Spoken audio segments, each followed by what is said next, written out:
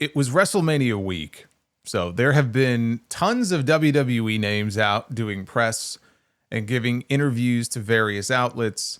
And what a shit show it turned into, talking about politics and Vince McMahon and AEW. These people have spent more time talking about Tony Khan than they have WrestleMania. Now, Nick Khan was a guest on the Bill Simmons podcast, and Simmons asked him whether he feels WWE has a rival, and specifically citing AEW when he says that, he feels their moment came and went and they're firmly number 2 now, to which Khan responded like this: "We're always the underdog at WWE. We always feel that people underestimate us, that we are looked down upon, and we like it that way. Bet against us. We prefer that. And allow us to show you what we can do. If you look at the stock price now, it's far in excess of what it was when we all started together 5 years ago. And we're quite proud of that. At the same time, we have to keep re-earning our keep on a daily basis here. So we feel like it's a good moment, but we feel like there is a lot of room for growth." It's one thing to say that there's room for growth. It's another to frame yourself as the underdog, which of course is laughable. He said, "In terms of the other wrestling promotional company," which is certainly one way of putting it, "they have a lot of talented wrestlers, and we're happy about that. When contractually they're able to be talked to and have conversations with, assume a number of them will come over. And nothing but respect for the father who finances it and owns the Jaguars and all of those other things." Wow. If you want to know how little respect they have for Tony Khan, just the contempt that they have for him and for what he has done with AEW, there it is. I mean, it's all laid bare right there in that quote. Like even the stuff with Sting not inducting Lex Luger into the Hall of Fame this week, like they could have made the first contact and reached out to Tony to see if he would allow Sting to do it. Luger was very public and said he told the company he specifically asked for Sting. He was his first choice to be his inductor. But they never did because they cannot even bring themselves to pick up the phone and reach out. They have such a disdain for them. It just jumps off the page. And hey, fair play. It's not like Tony Khan hasn't taken shots at them before, calling them the Harvey Weinstein of pro wrestling and all that. But there's a lot of bitterness and pettiness on both sides of the coin.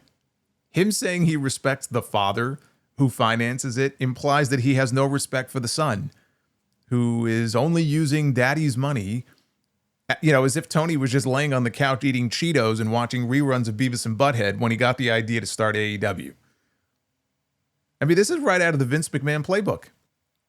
Vince did the same thing in the 90s, only back then it was Eric Bischoff spending Ted Turner's money and throwing shade at them for that. Maybe they're upset that they have to pay their talent a lot more now than they used to, because guess what? That's what competition does. That's why I've always said competition is a great thing. You don't even have to watch AEW. Just be happy that competition exists. You don't have to watch a single second of Dynamite to be able to appreciate the fact that, what? It's a good thing that there is at least one other promotion with a national presence or a global presence that can compete on some level, even if only for talent, that can compete with WWE. And maybe that's what they're ultimately really upset about. Because Tony has the money to throw around to compete for the same talent. Because remember, whatever you think about WWE being so much bigger and stronger than AEW, they're both competing for talent from the same talent pool. WWE is competing with AEW every single day for the same talent. You saw some of those talents on the WrestleMania card this year. You saw some last night. You had Ricky Starks at Stand and Deliver. Ray Phoenix on WrestleMania. And when you have a competitor with money to throw around, what it does is it forces you to spend more money even when you don't want to. That's why you heard the reports about WWE allegedly, and I have to stress allegedly. This wasn't something that was said publicly, but there were reports last year. They were throwing shade at Swerve Strickland, getting so much money from AEW on his new contract when he re-signed with them last year, how they're paying him so much more above market value and so much more than what he's worth. It's going to force them to have to do the same thing. I'm sure that's part of it. I'm sure that's part of the disdain they have for this man. You know, you had Stephanie Vicaire on a radio show this week talking about how she turned down more money from AEW to sign with WWE. And when WWE found out, they told her to go sign with them. Like they weren't going to be able to match what Tony was offering. But it was Shawn Michaels who convinced her not to do it. Is her going out there and saying that part of a concerted effort on WWE's part to put stories like that out there to tell people, hey, the grass isn't always greener on the other side. We may not offer you the same amount of money those guys are, but look at what we've done with Stephanie. Look at all the success that she's had so far. Look at what we can do for you. Maybe. Maybe it is. But even if it's not part of some concerted effort, I'm sure they love her putting that story out there. So when Simmons then warned Nick Khan about signing too many people to the point where others on the roster may end up sitting in the back and not being used, you only have so many spots to go around. This was Nick Khan's response. Look, that's something we won't do. We won't sign and bench people. We sign people who we want to use. And when Simmons pointed out that that's happened in the past in WWE, maybe before Khan's time, he said perhaps, but in terms of the other wrestling promotional company, if another entity signs and benches people, that is not something that we would do. So 2 things on that. First of all, he's being disingenuous when he says that we don't sign people just to bench them like AEW does. He's obviously referring to people like Ricky Starks and Phoenix and Miro, all of whom are now with WWE. Big E the other day let the cat out of the bag, and he flat out said that Rusev was back with the company, even though nothing's been announced. We may see him tonight. It's not like Tony Khan literally signed all of those people and then never used them. Like, you can throw Camille in there too.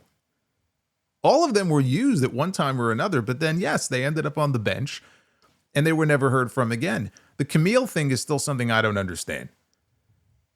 I mean, they even went out of their way to not talk about her when they were promoting Queen of the Ring, which she starred in, had a pretty significant role in.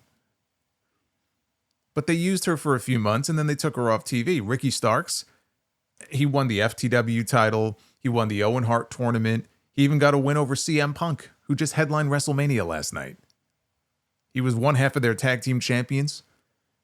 And then he got benched when Tony realized that he wanted to leave and go to WWE. Same thing with Rey Fenix. And there's no excuse for keeping people on ice for months on end just because you think, oh, they want to leave. And I'm glad he ended up giving them all an early release from their contracts. They would still be sitting at home right now if he had not done that. So he's being somewhat disingenuous when he says that in the way that he does. But he's also a hypocrite. That was the most hypocritical part of the entire interview. When you have someone like Omos being called back from Japan so urgently he had to vacate his half of the GHC tag team titles, right? Just to come home and do what exactly? Nothing. They've done nothing with him on TV. And even before that, they were doing nothing with him then. Like, legitimately, the last time he competed in a WWE ring was last year's Andre the Giant Battle Royal. And I know Muda had said he wanted him there in Noah, but I wouldn't be surprised if that was something that Omos himself lobbied for, to go over there. Send me to Japan. If you're not going to use me, this guy wants to use me, send me to Japan. I can improve. I can learn. It's not like they have him working house shows, which for him is something he could probably benefit from. They hardly even do house shows anymore. Fucking Alexa Bliss comes back at the Royal Rumble, gets one of the biggest reactions of anybody on the entire show. Then she works the Elimination Chamber, and then she hasn't been seen since. And all because why? One member of the Wyatt Six got hurt? Sucks to be the other 4 people in the group. They haven't been seen or heard from either. Maybe they will this week, coming out of WrestleMania, right? Hikuleo. What the fuck ever happened to Hikuleo? He got signed last year. He hasn't been seen or heard from since.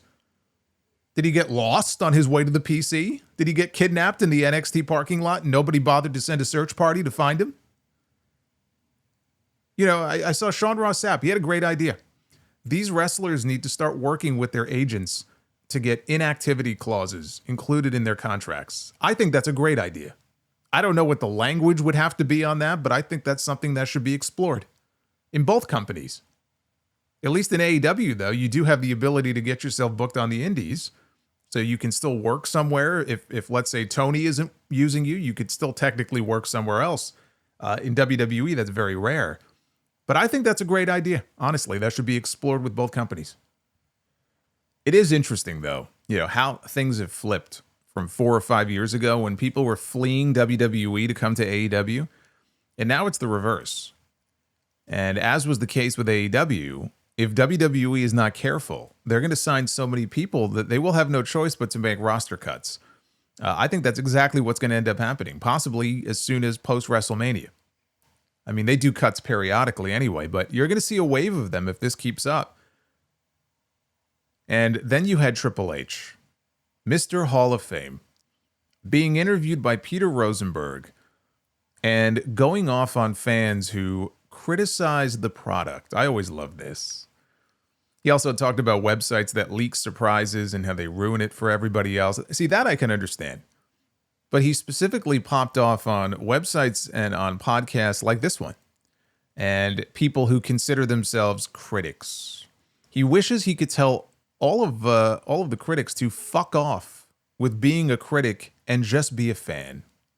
Just watch the product and be a fan. Just shut up and enjoy the ride, basically. And then he used this terrible movie analogy to try to make his point. I'm sure he thought it sounded good when he came up with it.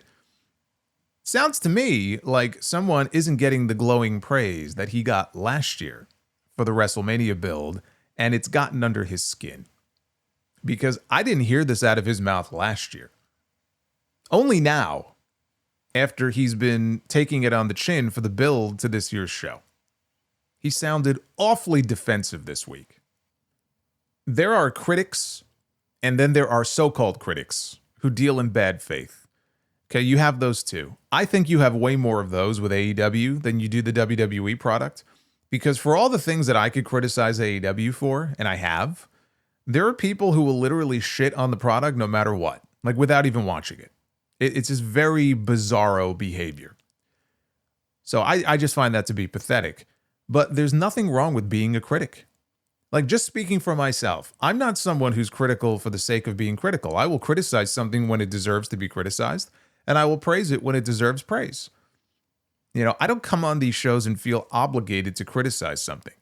If there's something, let's say if there's a show that I absolutely just unabashedly love from top to bottom, which was not night one of WrestleMania last night, but let's say there is, and I think, man, if I don't find something to hate, they're going to skewer me for being a dick rider, right? I don't think like that. If I like the show, I love the show, I'm going to tell you I love the show. And if that's what they want to say, then so be it. I get it the other way too, where there'll be a show that I hate, and then you're just a hater. You just hate on everything. You just hate for the sake of hating, right? I always say when I get it from both sides, I know I'm doing something right. But I'm just giving my opinions. You could agree with them. You can disagree with them, but that's what I do. No different than sports talk radio or movie critics or literally every other fucking form of entertainment on the planet. I don't know why Kratos over here thinks wrestling should be any different. Like, I get it. He wishes kayfabe was alive and well, and that we could go back to the Stone Age where there was no internet. I would also love to go back to when I was 7, watching wrestling and didn't know that half the roster was made up of absolute fucking brain-dead idiots in real life. But that's not how life works.